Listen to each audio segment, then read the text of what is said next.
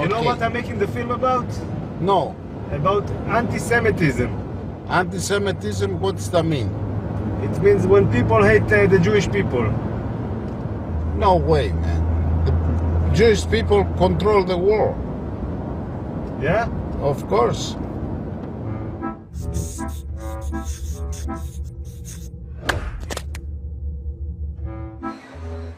Being an Israeli Jew, I have never experienced anti-Semitism myself, but it's a phrase that always seems to be in the air.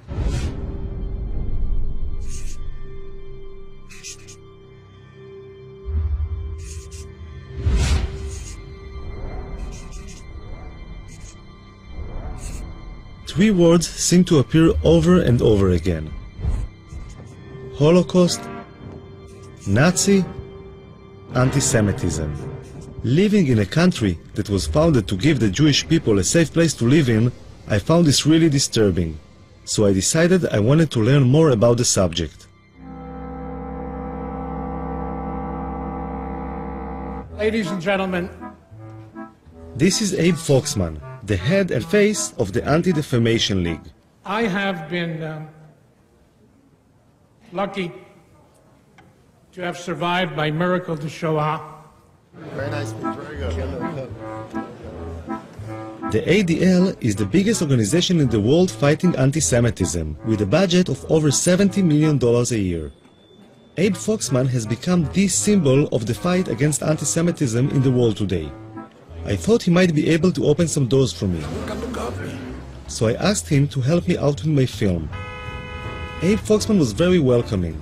I think he liked the idea of an Israeli filmmaker taking an interest in anti-Semitism, and he agreed to give me unprecedented access to his organization, which has its headquarters in Manhattan. He's doing a film, which I still don't understand what it is, but we said yes, yes, and yes. You're on the record. Got it. Okay? I'll be good. Okay? He's not going to hurt us. Great. On the other hand, he's a good journalist, okay? I'll take He care of wants to get, good stuff. Foxman introduced me to some of the senior staff at the headquarters. You can talk to him, too. Would you say the ADL is like the biggest Jewish organization dealing with anti-Semitism? Oh, yes, yes. In the world. Yeah, there's no question about that. Yeah, certainly in the United States, but I would say in the world. We have all of our 27 offices all over the country with their ears to the railroad tracks. It starts with an insult, a denigrating statement, and at the very top, what you have is genocide. And in between is every bad thing that can happen to somebody. This is my grandmother. She's over 90 years old, and she lives in Jerusalem. I decided to tell her about the film I am making. אני ישראלי, כן? אני אף פעם לא הרגשתי מה זה אנטישמיות. אז אני שואל מה זה בעצם, אני בא ומנסה להבין מה זה. נו, אז עכשיו אתה יודע מה זה? אני לומד. אתה לומד. זו הסבתא שלך יפהפייה, זו אני. Her family emigrated from Russia in the 19th century because of the strong Zionist ideology. The first Zionists came to Israel, or Palestine as it was then, because they thought it was the only solution to anti-Semitism. אנחנו ציונים נלהבים.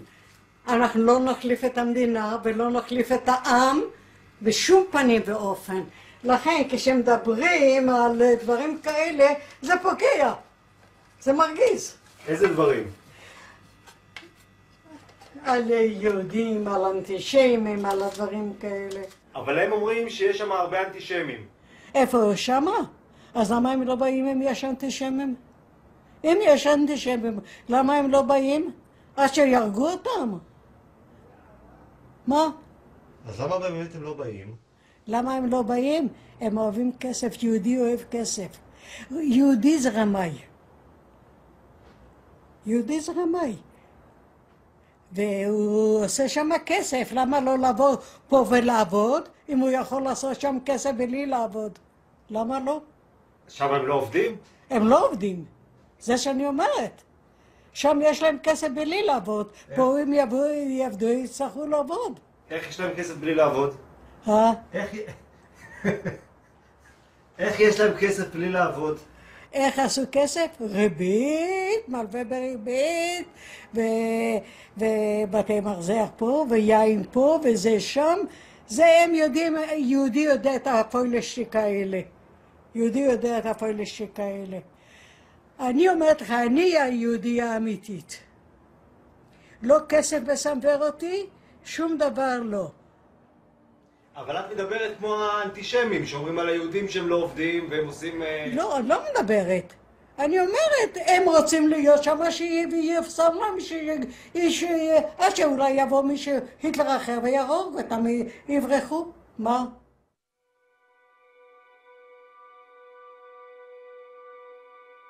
Tens of thousands of Israeli high school students fly to Poland each year to learn firsthand about the Holocaust, the worst genocide in human history and the most terrible result of anti-Semitism.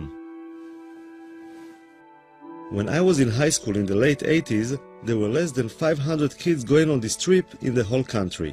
Today, there are more than 30,000.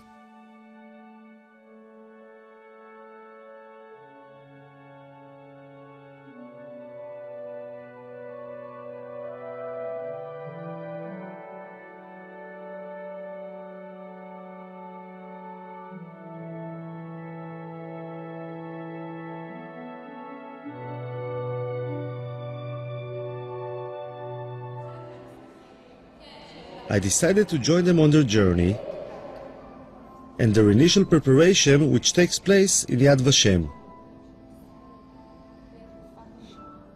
יש כאלה תאים של השריפה, זה למעלה זה שמכניסים את הגופה והלמטה זה החומרי בעירה. יצא להם גז מלחץ, יצא גז ציקלון B. פה אנחנו רואים כבר את הגופות. אותה שהם יצאו, הוציאו להם את השיני זהב מהשיניים. ורוב מי שעשה את זה היו יהודים ששמו אותם בתוך המשרפות, את הגופות. כל אחד יגיד מה החיבור האישי שלו למסע, למה הוא רוצה לנסוע לפולין. אני דור שלישי לניצולי שואה, ומהרגע הראשון שסבתא שלי סיפרה לי על סיפורים על השואה, ראיתי את המבט שלה, מבט שלא נסלח ולא נשכח. וראיתי מה היא מרגישה, אבל לא הרגשתי את זה גם. זה בעיקרון מה שאני רוצה להרגיש במסע, את התחושת של לא לסלוח ולא לשכוח. The kids are going through a longer preparation for the trip to Poland. The school counselor is in charge of their mental preparation. ותנסו באמת להבין את הקשר בין אז להיום. זאת אומרת, האנטישמיות זה דבר שלא נגמר. בעקבות השואה קמה מדינת ישראל, אבל האנטישמיות זה משהו שיש עד היום, וכל הזמן תקראו עיתונים, יש מקרים אנטישמיים לכל רחבי אירופה ובארצות נוספות. כך שאתם כיהודים, כדור העתיד, ככאלה שעובדים להתגייס לצבא, צריכים לפגוש גם את הצד הזה שלנו. מלבד זה יוצא איתכם גם מאבטחים, יוצאים איתכם מאבטחים. המאבטחים לא יאפשרו לכם ליצור שום קשר עם האוכלוסייה המקומית. תפגשו שם אנשים שלא אוהבים אותנו.